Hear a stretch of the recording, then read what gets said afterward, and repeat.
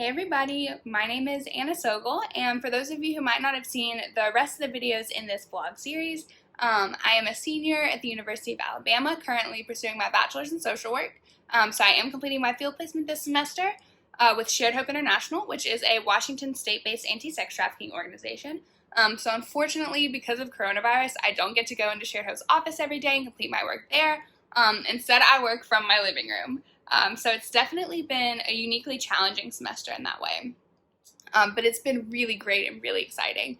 And I have loved getting to share my experiences with you guys this far. So I hope that you guys enjoy these videos as well. And what I wanted to talk to you about today is actually a project that I got to really take the lead on at Shared Hope. So I want to share with you guys what that project's about, and also the ways that Shared Hope has supported me in doing it. So when I first started at Shared Hope International, I actually spent the first week doing research into the field of sex trafficking as a whole. And I came across an organization called World Without Exploitation. It's another anti-sex trafficking organization that Shared Hope works with. And they had a webinar series, one of which was a presentation about sugaring and the dangers of sugar dating. So I'm sure most of you guys are familiar with this. When you have a sugar baby that is seeking a sugar daddy or a sugar mom to essentially provide them a salary. And in exchange for this salary, there's typically some semblance of a romantic relationship between the two parties. So the argument behind this is that since the salary and the stipulations of the salary are negotiated between the two parties, that everything should be fully consensual and that there should be no room for exploitation. But clearly we know this isn't the case. And so anytime that you have really a financially vulnerable individual and or population that is seeking support from another individual and or population, you have this potential for a really dangerous power imbalance. And we see that often, unfortunately, with sugaring.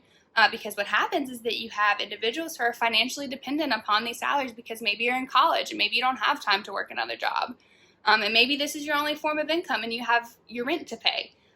So when your sugar daddy decides that they want you to do something that maybe you're not comfortable with, you don't really have a choice but to say yes.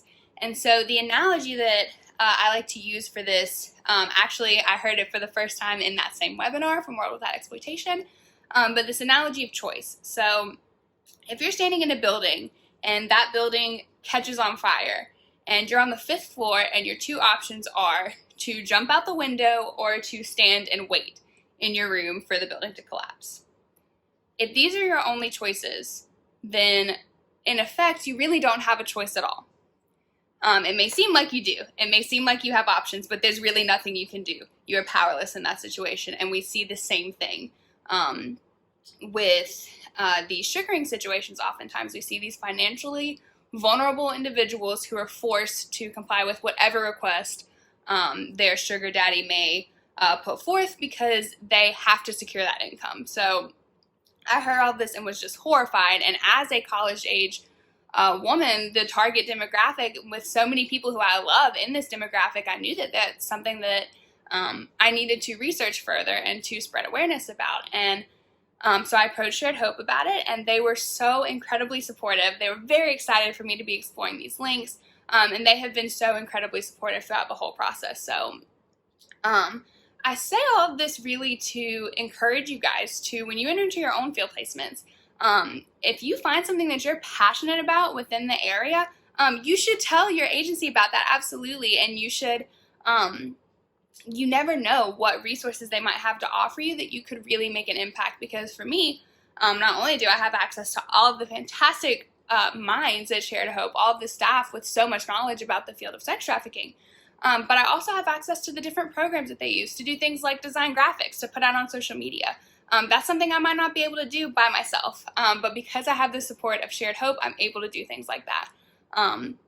So I want to really encourage you guys to find something that you're passionate about and bring it up to your agency, and see how you can really make a difference in your daily impact at the agency. So I hope that that was enjoyable for you guys, and I actually do get to present my findings so far to Shared Hope in a presentation next week. So I'm really, really excited to get to do that presentation and to update you guys on how it all goes. So I hope to see you guys then, and I hope that everybody is staying safe and healthy right now. So thank you guys so much for tuning in, and I will see you next time.